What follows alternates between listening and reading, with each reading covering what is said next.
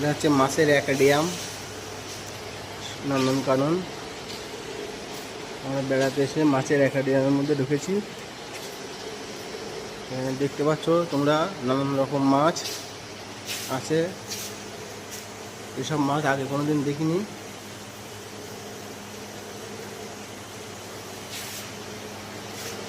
এই মাছটা কত বড়,